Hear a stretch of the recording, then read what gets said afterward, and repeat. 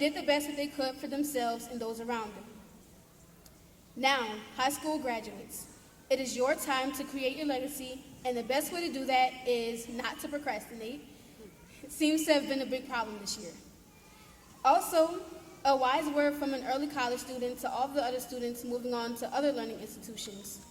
Make sure you look at your syllabus, class of 2019. You are now entering the adult world, and it is up to you to take care of you. Good luck. And if anyone needs a lawyer in the future, hit me up in a few years.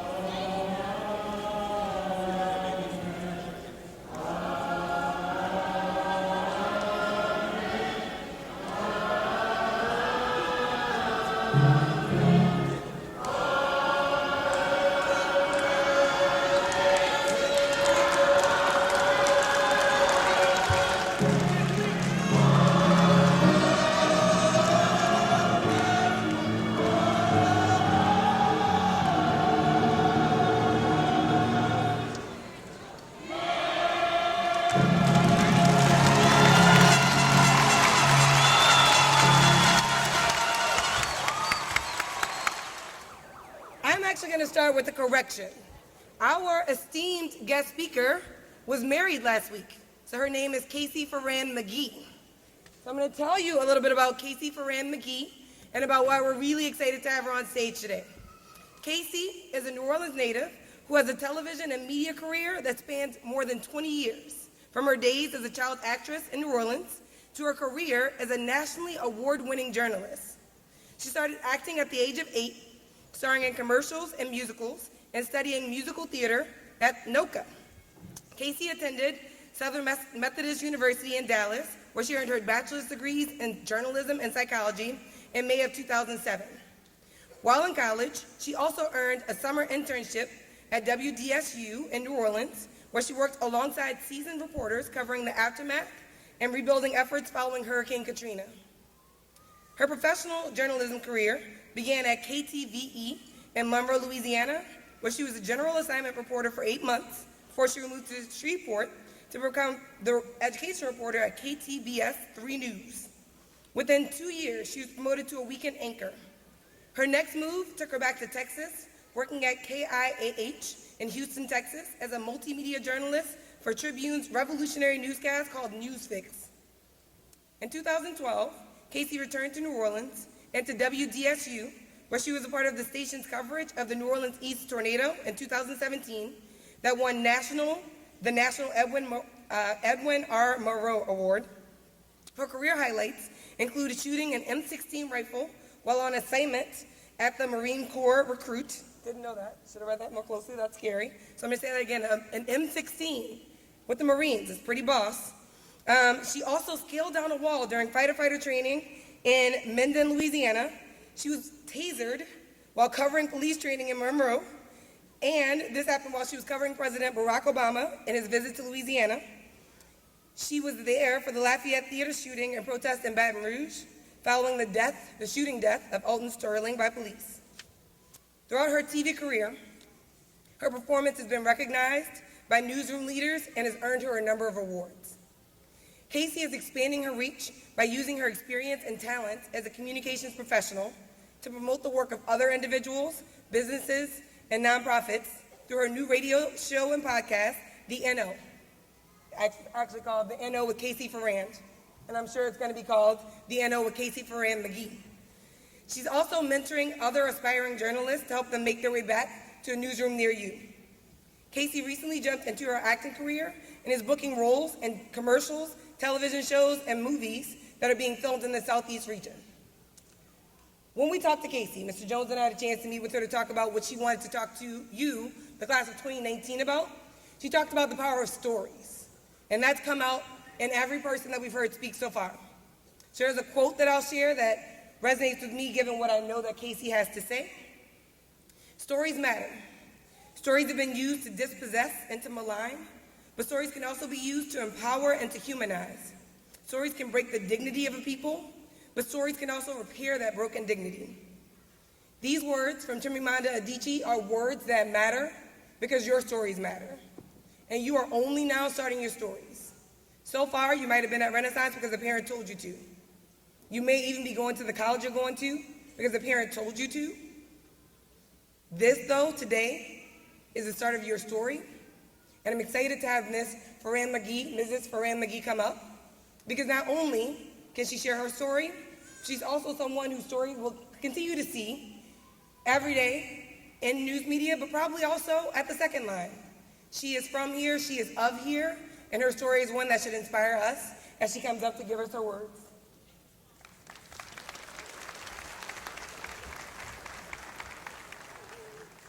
All right, congratulations to the class of 2019. I'm honored truly to be here to celebrate this momentous occasion with you.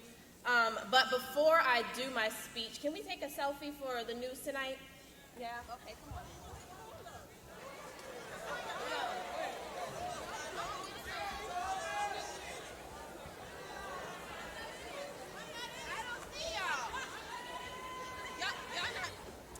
Y'all not gonna make it on the news tonight. See, I was trying to get y'all not even excited. Go ahead, come on, y'all.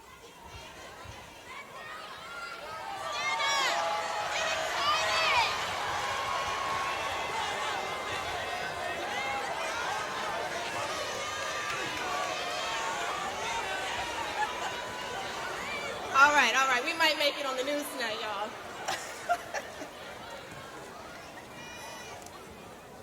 See, yeah. Y'all remember where y'all was sitting? I didn't mean to mess things up. Yo, I'm sorry. Okay.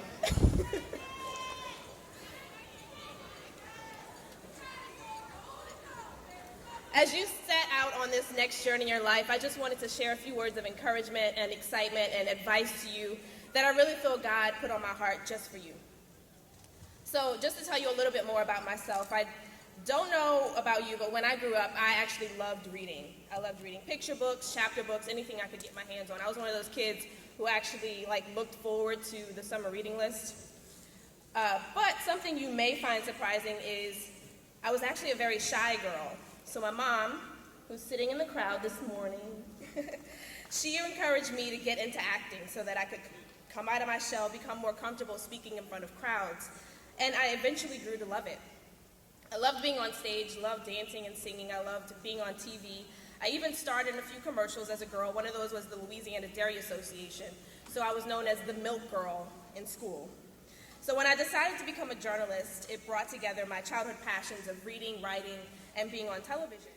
I also love the power of words. If you think about words, they have the power to do so much. They can make us think, they can make us feel, and words can help us tell stories, as your principal was speaking about this morning. Now, I've heard some great stories about the KIPP Renaissance class of 2019. We've heard some great stories from our salutatory and our valedictorian and your faculty speech. So the story of this class is that you are a group of students with unique personalities. You're all funny. Where are the class clowns? There they are. There's always some. You're a spirited group that we saw this morning that has created a great culture among yourselves of collectively celebrating each other's accomplishments. Accomplishments that include being the first Bobcat class to have the privilege of graduating from your current school building. Your story as a class is one of breaking barriers. You have collectively earned more than $6.2 million in merit-based scholarships, exceeding any other Renaissance class before you.